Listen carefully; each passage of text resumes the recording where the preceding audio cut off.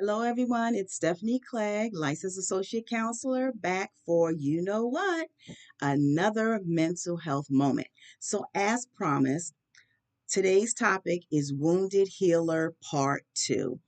If you have not had the opportunity to look at Part 1 of this presentation, you can do so at any time. I'll do a brief recap here before moving forward. So, we talked about what a wounded healer is, according to Henry Nouwen, who coined or created the term wounded healer. He was speaking mostly about counselors, and it's counselors who help heal others by profession or by calling, as I call it, but are wounded themselves. So we can look at people like people in the medical field, doctors, nurses, firemen, police, social workers, teachers, therapists, people in the religious sector, pastors, rabbis, leaders, ministry leaders. We're all helpers. We all do what we do by either occupation or calling because we like helping people.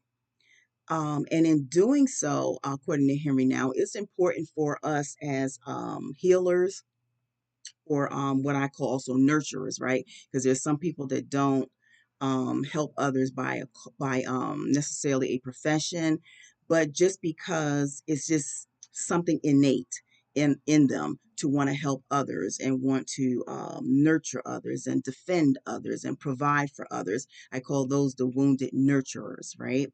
So the wounded healers and nurturers, which talked about in the last video, just those that help others, and we have wounds ourselves, right? So we're helping other people, and as I said in the last video, and we're broken, and we're hurt, and we're damaged, and we're in pain.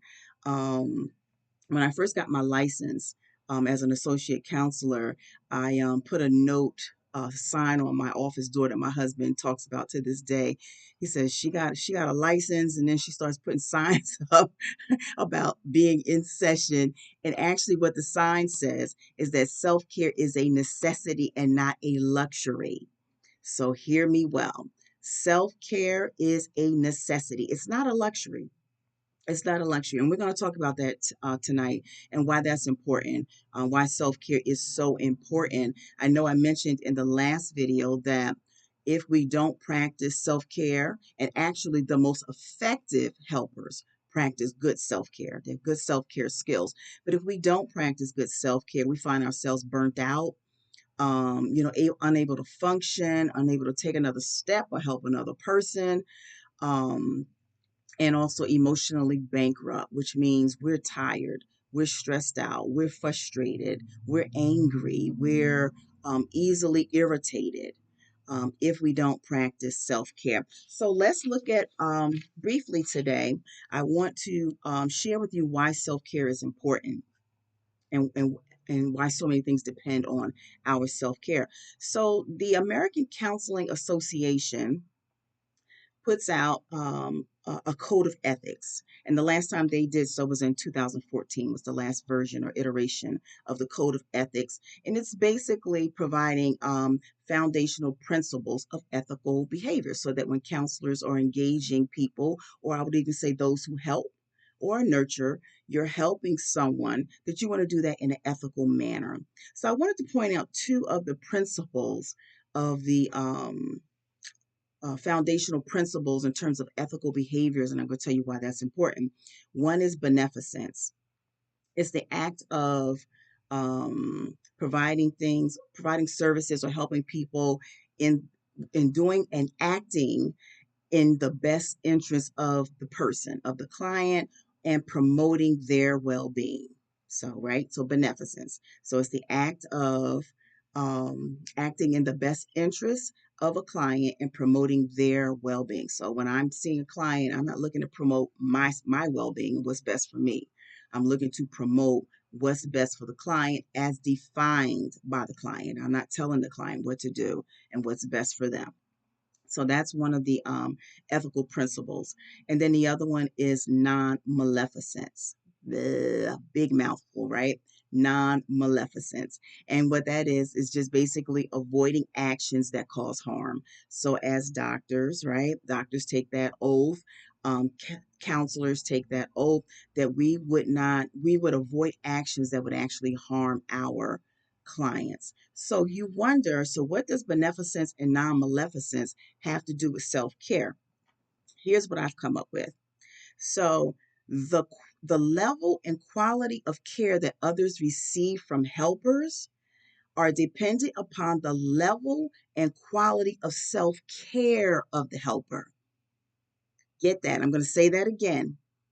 The level and quality of care that others receive from helpers is dependent upon the level and quality of self-care of the helper.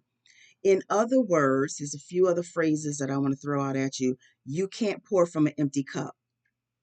If you're emotionally bankrupt, if you're challenged by your own wounds, your own pains, you can't pour out to other people. You can't give to other people, at least not at 100%, not the best version of yourself. And another phrase is you can't give what you don't have.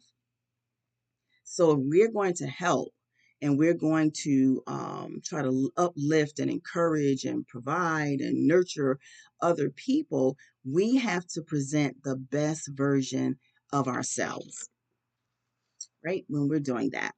So as helpers, wounded nurturers, we must be able to bounce back from the demands of helping to be resilient, right? We have to have a certain level of resilience. We have to be able to bounce back. And part of that is, again, based on our self care skills. Last week, we talked about developing techniques for things like stress management. How are you managing stress in your life? How are your time management skills? Are you running around like a chicken with your head cut off, running late, unorganized? Um, what about relaxation? Do we even know how to relax? Do we even know how to sit still and just experience quietness? At the posting of this video, I'm going to also attach a mindfulness video for you guys to try and just see if it gives you some sense of grounding, some sense of relaxation, leisure. What are you doing in your leisure time? All work and no play makes people boring, and it makes you sick, and it makes you unhealthy. You have to have we have to have leisure activities. And then also personal self-renewal. What are you doing to promote yourself? What are you doing to increase your knowledge, increase your skills? What are you doing with the talents that you have? Okay. So that's it for today's video. I do want to say my next video, I know I mentioned previously that we're going to talk about psychological fortitude. So I'm going to do a video just on psychological fortitude as a type of psychological resilience. Okay, so please make sure that you share these videos. You don't know who's a wounded healer. We don't always show it on the outside, but share this video. Someone reading a post on your Facebook page, on your YouTube page, may need to see this information and make a decision to practice self-care. So thank you very much for watching. I appreciate your comments and your feedback, and I'll see you on the next video.